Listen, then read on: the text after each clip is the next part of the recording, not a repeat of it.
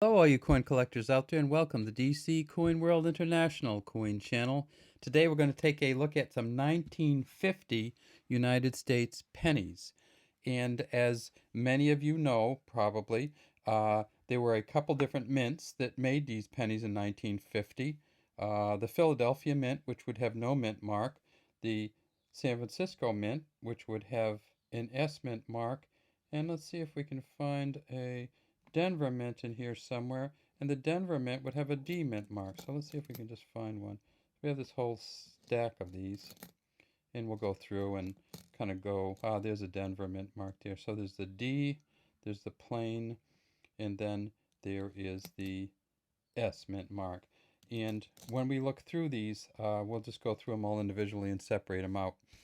Now, I should say that they also 1950 is kind of famous among pennies because it was the first year after World War II, or since before World War II, what they issued proof pennies.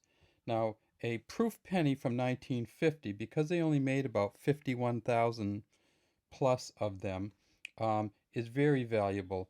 It can be worth anywhere from 13 to 15 to 130, $140 according to the grading scales, PCGS and NGC. Now, if you look at these pennies, you'll see that it says, "In God We Trust" at the top, Liberty behind Lincoln, and then the year 1950 is here.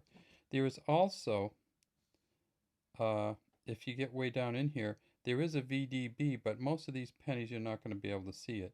In VDB is the initials of the engraver, Victor David Brenner, and he initially engraved this coin. First came out in 1909.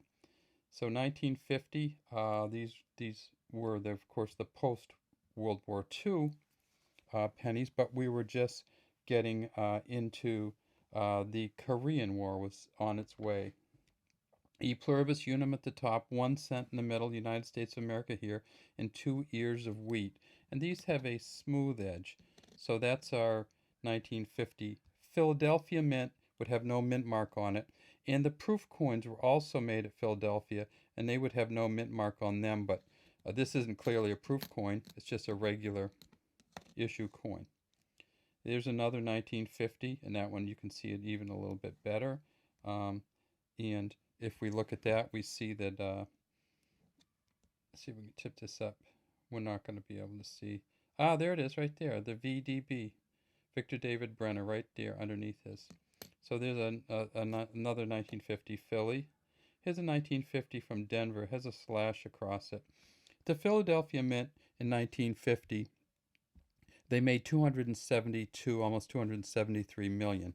At the Denver Mint, they made 335 million. So they made a lot more at the Denver Mint.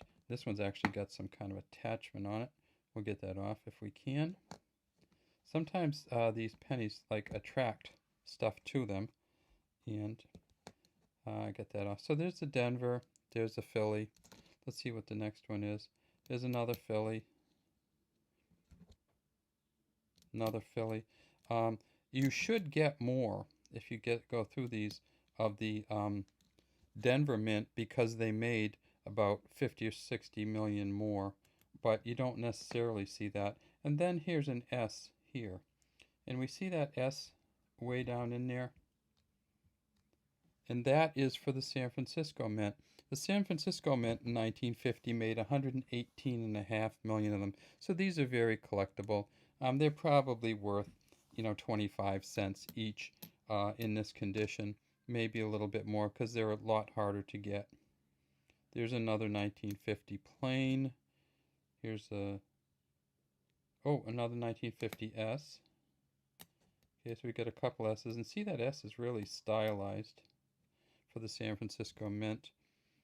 Here's another 1950 D, so we'll put that on the D pile.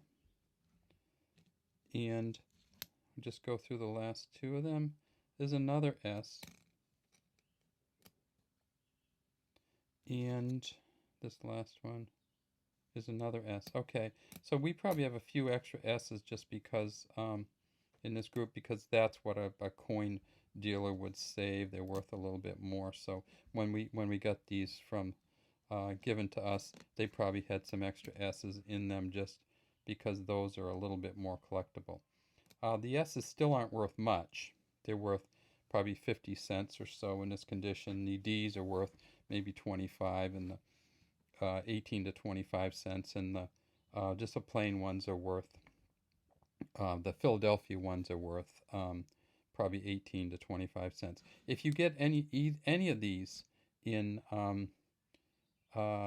very, very good condition, say 63, 64, 65, you might be getting up into the $8 to $10 range.